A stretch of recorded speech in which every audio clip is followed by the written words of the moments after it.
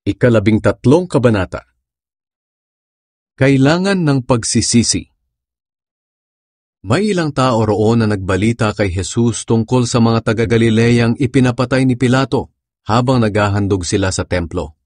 Sinabi ni Jesus sa kanila, "Ang akala ba ninyo ay mas makasalanan sila kaysa sa ibang mga taga-Galileya dahil sa nangyari sa kanila?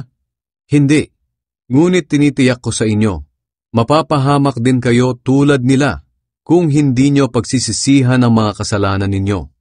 Katulad din ng 18 taong nabagsakan ng tore ng Siloam at namatay. Ang akala ba ninyo ay higit silang makasalanan kaysa sa ibang mga taga-Jerusalem? Hindi, ngunit tinitiyak ko sa inyo, mapapahamak din kayo tulad nila kung hindi nyo pagsisisihan ang mga kasalanan ninyo." Ang punong hindi namumunga. Pagkatapos, ikinuwento ni Jesus ang talinghaga na ito. May isang taong may tanim na puno ng igos sa ubasan niya. Pinuntahan niya ito upang tingnan kung may bunga, pero wala siyang nakita. Kaya sinabi niya sa tagapag-alaga ng kanyang ubasan, "3 taon na akong pabalik-balik dito para tingnan kung may bunga na ang igos na ito, pero wala pa akong nakikita kahit isa. Putulin mo na lang ang punong yan. Nasasayang lang ang lupang kinatatayuan niyan." Pero sumagot ang tagapag-alaga, "Hayaan niyo na lang po muna ang puno sa taon na ito. Huhukayan ko po ang palibot nito at lalagyan ng pataba. Baka sakaling magbunga sa darating na taon. Ngunit kung hindi pa rin, putulin na natin." Pinagaling ni Jesus ang babaeng baluktot ang katawan. Isang araw ng pamamahinga, nagtuturo si Jesus sa sambahan ng mga Hudyo. May isang babae roon na 18 taon nang may karamdaman dahil sa ginawa sa kanya ng masamang espiritu. Baluktot ang katawan niya at hindi ito maituwid. Nang makita siya ni Jesus, tinawag siya at sinabi, "Babae, magaling ka na sa sakit mo." Pagkatapos, ipinatong niya ang mga kamay niya sa babae. At noon din ay naituwid ng babae ang kanyang katawan at nagpuri siya sa Diyos. Pero nagalit ang mga namumuno sa simbahan ng mga Hudyo dahil nagpagaling si Jesus sa araw ng pamamahinga. Sinabi niya sa mga tao, "May 6 na araw kayo para magtrabaho. Sa mga araw na iyon kayo pumarito upang magpagaling at huwag sa araw ng pamamahinga." Sinagot siya ni Jesus, "Mga pakitang tao, hindi ba't kinakalagan ninyo ang inyong mga baka o asno at dinadala sa painuman kahit araw ng pamamahinga?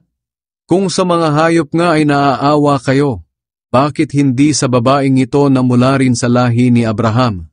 18 taon na siyang ginapos ni Satanas, kaya nararapat lang na palayain siya, kahit na araw ng pamamahinga." Napahiya ang mga kumakalaban kay Jesus sa sinabi niyang ito. Natuwa naman ang mga tao sa mga kahanga-hangang bagay na ginawa ni Jesus. Ang paghahalintulad sa buto ng mustasa. Nagpatuloy si Jesus sa pagtuturo niya. Ano kaya ang katulad ng paghahari ng Diyos? Sa ano ko kaya ito maihahambing? Katulad ito ng isang buto ng mustasa na itinanim ng isang tao sa kanyang taniman. Tumubo iyon at lumaki na parang punong kahoy ang taas, at pinamugaran ng mga ibon ang mga sanga nito. Ang paghahalintulad sa pampaalsa. Sinabi pa ni Jesus, "Sa ano ko pa kaya maihahambing ang paghahari ng Diyos? Katulad ito ng pampaalsang inihalo ng isang babae sa malaking planggana ng harina, at napaalsa nito ang buong masa ng harina." Ang makipot na pintuan. Nagpatuloy si Jesus sa paglalakbay niya papuntang Jerusalem. Dumaan siya sa mga bayan at nayon at nagturo sa mga tao roon. May isang nagtanong sa kanya, "Panginoon, kakaunti po ba ang maliligtas?" Sumagot si Jesus, "Pagsikapan ninyong makapasok sa makipot na pintuan. Tandaan ninyo, marami ang magsisikap na pumasok ngunit hindi makakapasok. Kapag isinara na ng may-ari ang pinto, maiiwan kayo sa labas na nakatayo, kumakatok at tumatawag, 'Panginoon, papasukin niyo po kami.' Ngunit sasagutin niya kayo, 'Hindi ko kayo kilala.' At sasabihin ninyo, Nakasalo po ninyo kami sa pagkain at pag-inom, at nagturo po kayo sa mga lansangan sa bayan namin. Sasagot naman siya, hindi ko kayo kilala. Lumayo kayo sa akin, kayong lahat na gumagawa ng masama.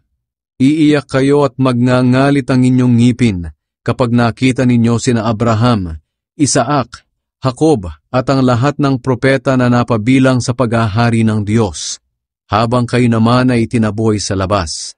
Makikita rin ninyo ang mga hindi Hudyo mula sa iba't ibang dako ng mundo na kasalo sa handaan ng paghahari ng Diyos.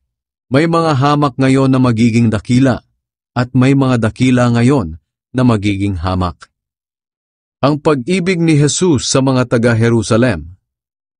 Nang mga sandaling yon, dumating ang ilang Pariseo at sinabi kay Jesus, "Umalis na po kayo rito, dahil gusto kayong ipapatay ni Herodes."